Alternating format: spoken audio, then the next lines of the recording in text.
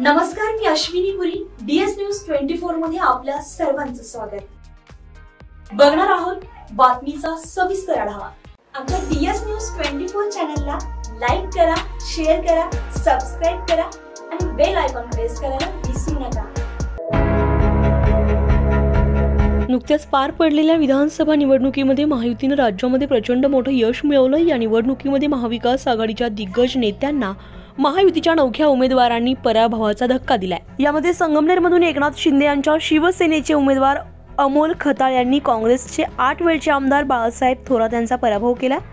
त्यामुळे राज्यासह देशभरात ही निवडणूक चांगलीच गाजली आहे. दरम्यान आता विधिमंडळाच्या विशेष अधिवेशनामध्ये नवनिर्वाचित आमदारांचा शपथविधी समारंभाचं आयोजन करण्यात आलं होतं. यावेळी संगमनेरचे आमदार अमोल खताळ विधिमंडळ परिसरामध्ये खास टोपी घालून पोहोचले होते. यावेळी आमदार अमोल खताळ यांनी विधानभवनाची पायरी चढताना पायऱ्यांवर अक्षरशः नतमस्तक होताना बघायला मिळाले. हे खास चित्र माध्यमांच्या कॅमेऱ्यामध्ये कैद झालंय. अमोल खताळ यांच्या कृतीची राज्यामध्ये सर्वत्र चर्चा होतीये. नेमकं काय घडलंय बघूयात.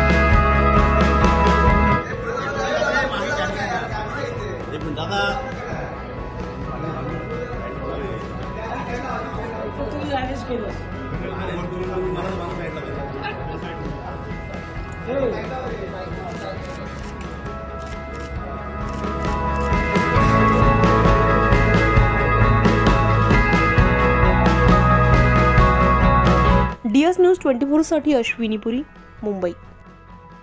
अशाच नवनवीन घटना घडामोडी पाहण्यासाठी पाहत रहा DS न्यूज 24. तोपर्यंत मी अश्विनी आपली रजा घेते. नमस्कार.